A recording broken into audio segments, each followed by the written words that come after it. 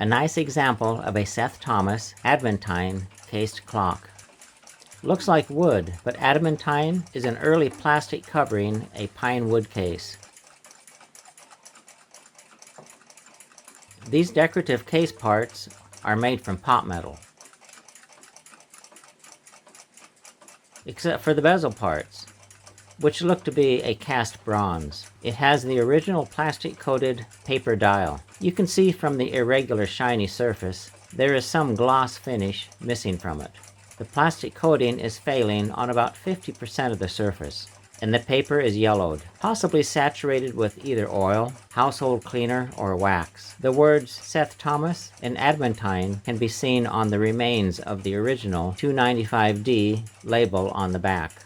The bottom has a date code of 6091E, which translates to May 1906, for the fabrication date of this clock. The back door is damaged. There's a rather large opening at the top of it, and the latch doesn't work smoothly.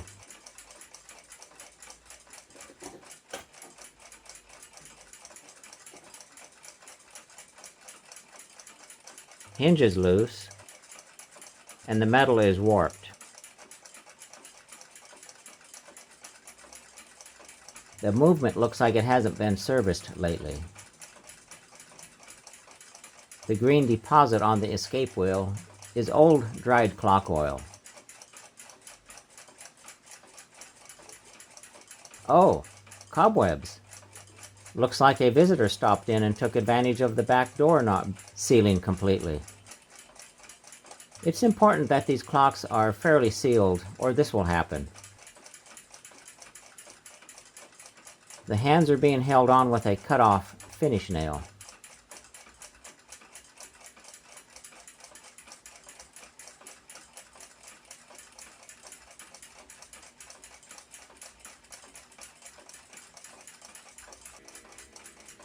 The minute hand is saturated with oil, a sign the clock has been over-oiled.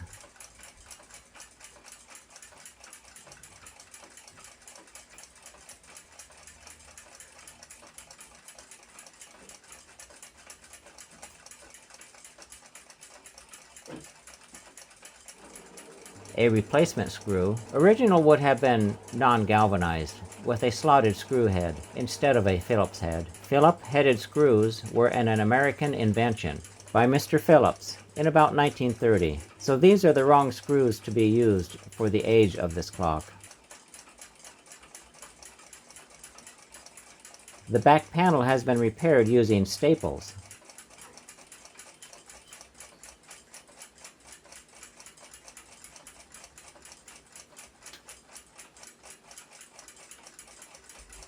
The pendulum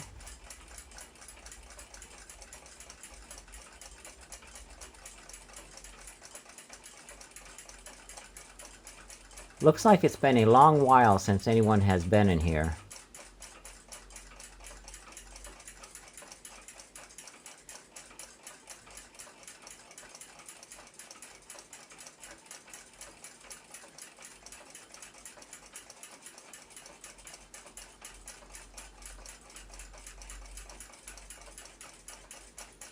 The pendulum is made from pot metal and is the adjustable type.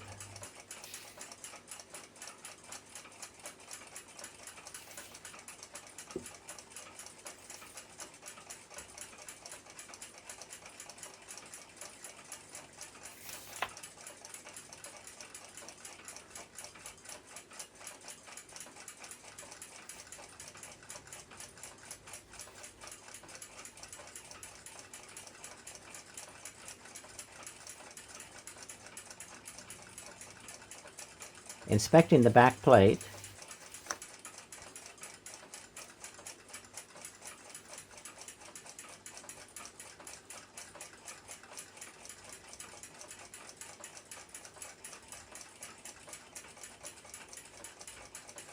black dried oil here.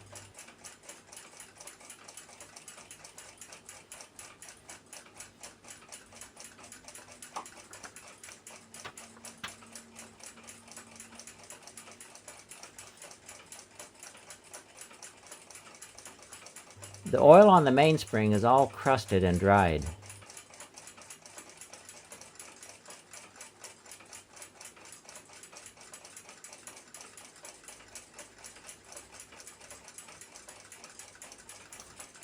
Some wear on these pivots.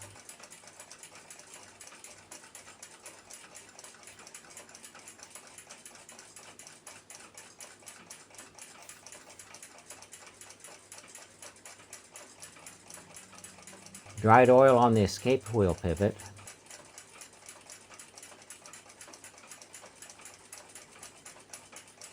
The blackness of the oil is dust mixed with the oil.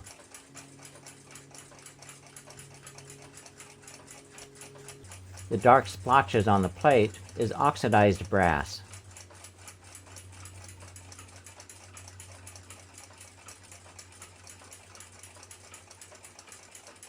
The gong hammer has fingerprint damage on it.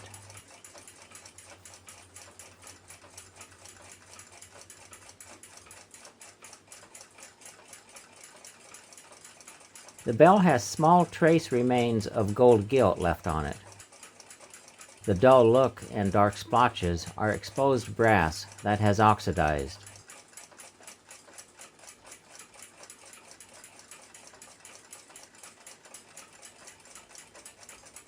Here's a hair and another.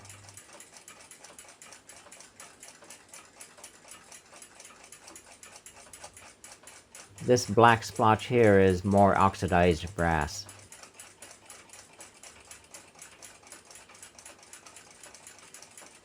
The green stuff collecting on this white cloth is dried clock oil.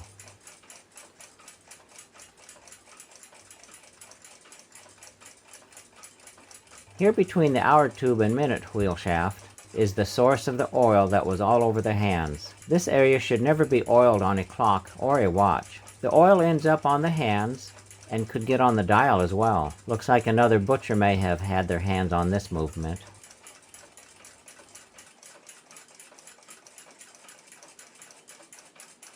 Some of these pivots are worn and dirty.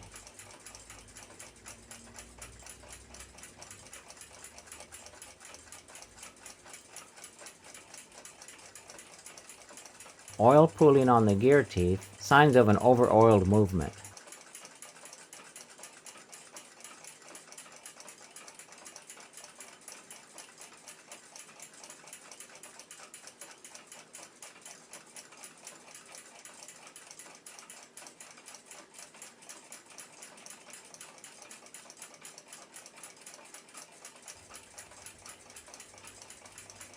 These air gaps between the mainspring coils is from dried oil. Dried oil causes the mainspring to release uneven power, and it can stick at times, stopping the clock.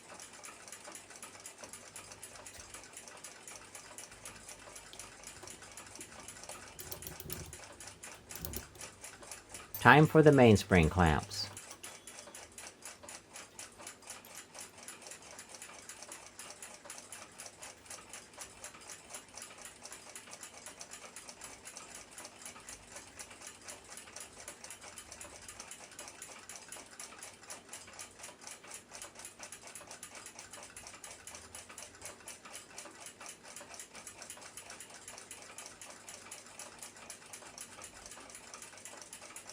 Taking a quick look, you can see the difference between the damaged gold gilt on the outside of the bell and the undamaged gold gilt on the inside.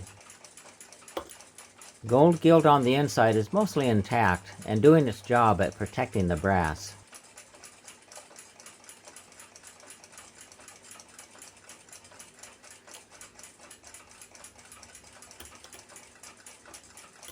Suspension spring and rod.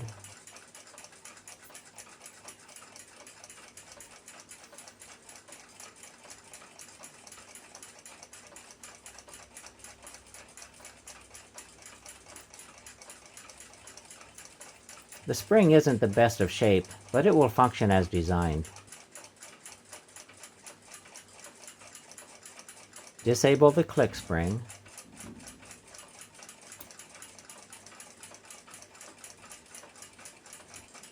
Now to let the power off the mainsprings. They aren't releasing real smoothly. Just too much dirt and gummy oil in them.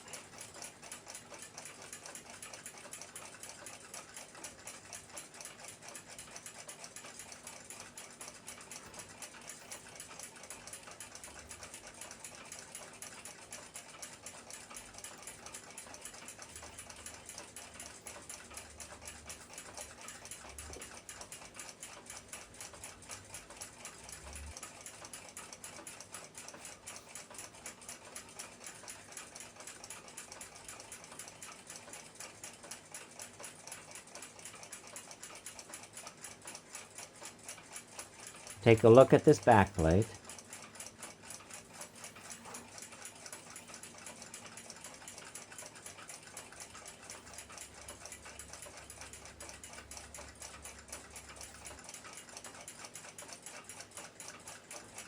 Here the gold gilt has been scratched as if someone used an abrasive pad or had dirt particles on a rag.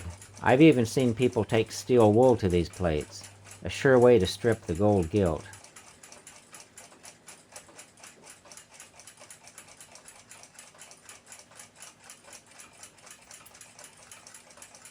Here's some fingerprint damage.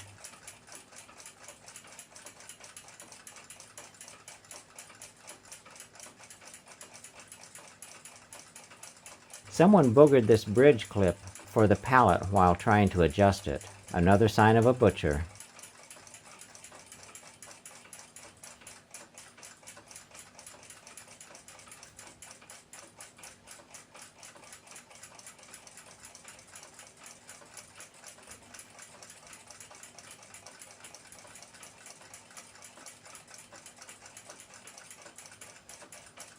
Looks like a scratch in the shape of an X. Oh, it's a hair.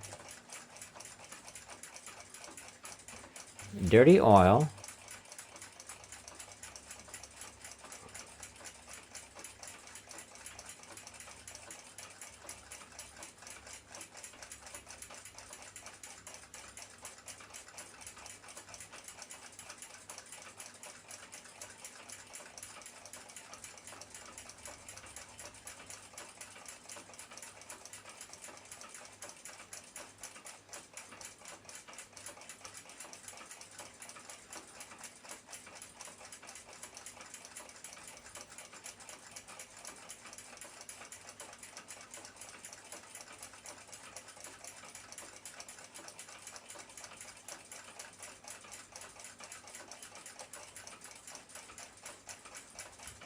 Oil on this mainspring is all chunky.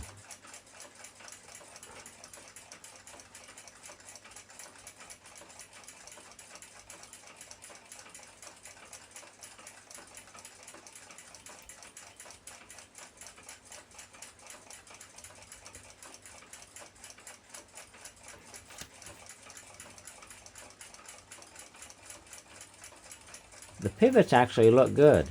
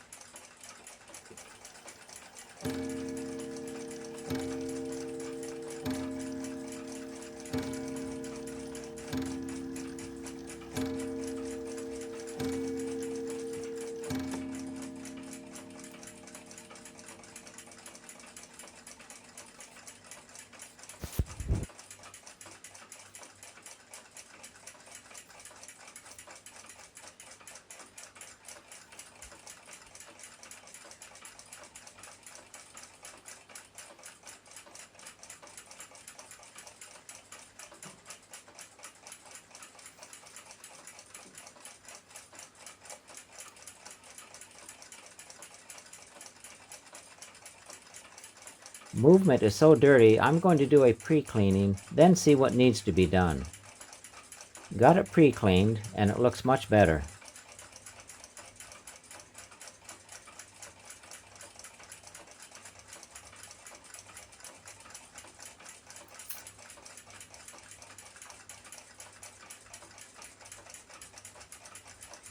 These pivots are going to polish up just fine.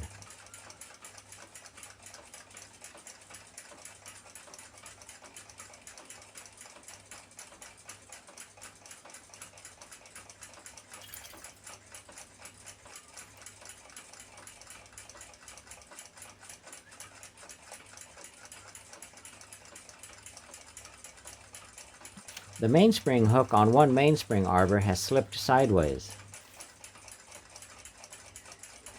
Lucky the spring didn't break loose. This hook is intact, and the hook is pointing where it should be.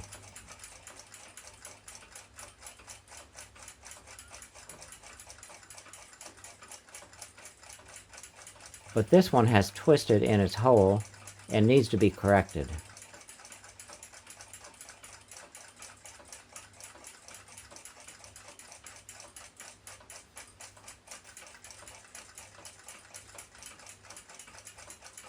Turning the arbor, you can determine which way the hook needs to be pointing.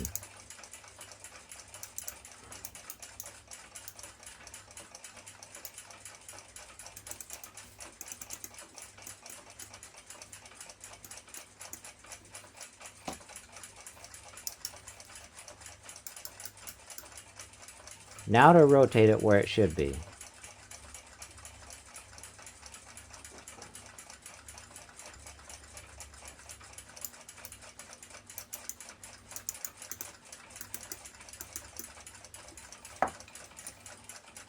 It's sticking out too far. It needs to be pressed in deeper. I'll use a watchmaker's hammer and anvil to fix it.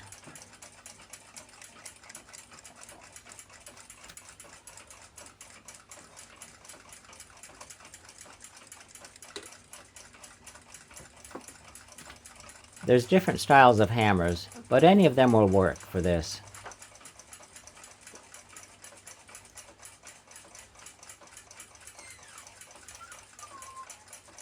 A nice heavy anvil,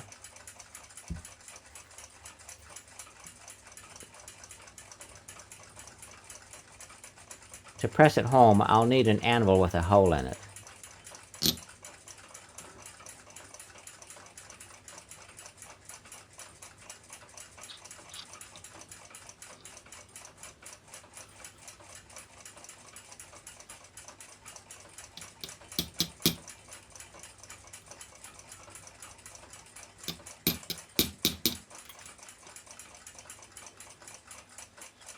Now it's sticking out, and I can pin it over to lock it in place.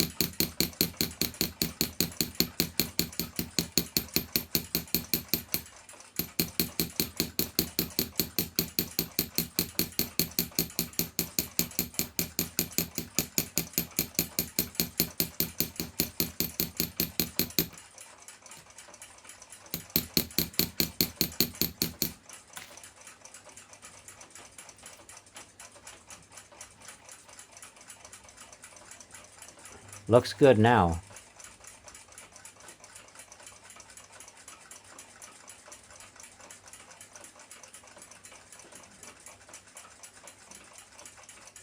The leather in this gong hammer is all dried up.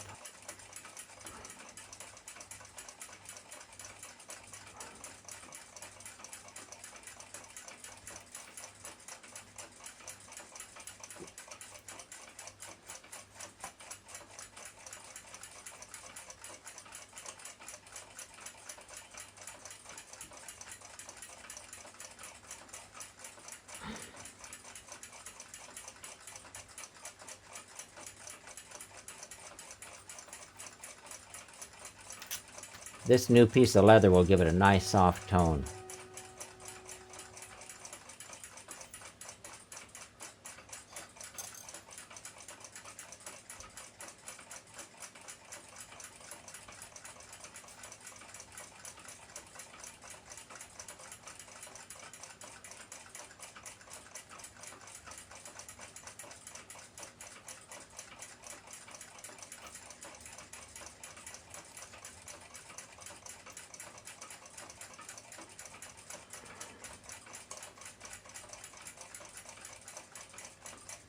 Nice, all back together.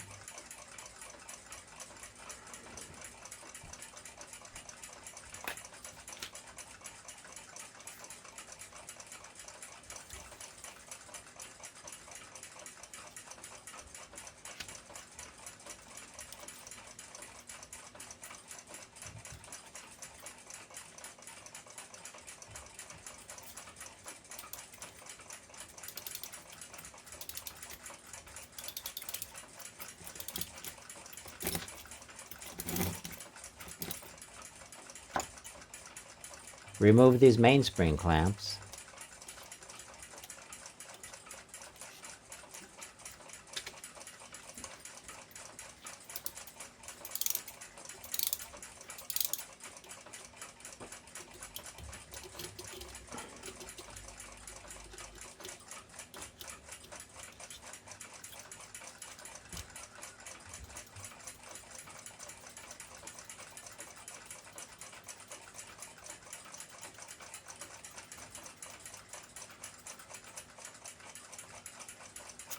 Suspension spring and rod.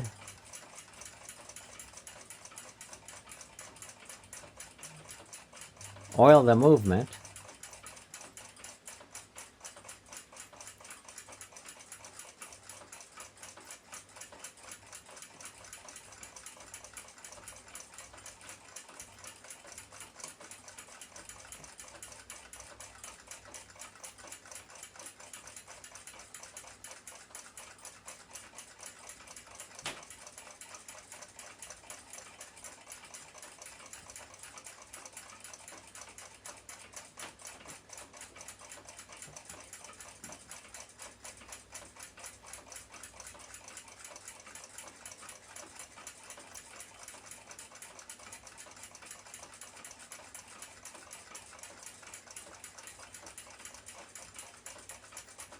It's been a week, and it's running good so far.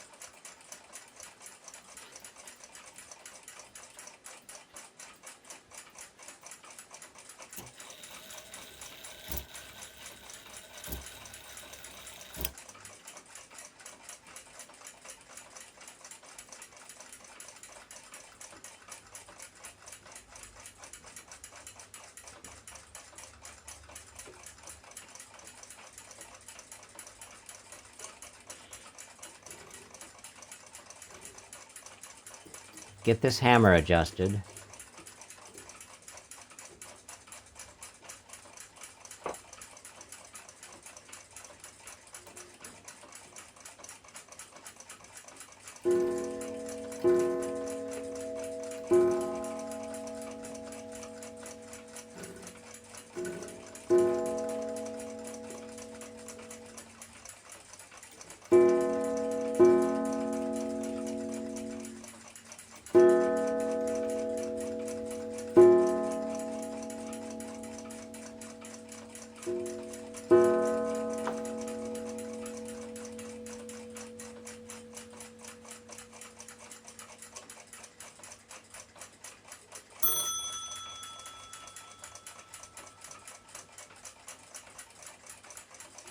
There should be some airspace between the hammer and the gong. Looking good.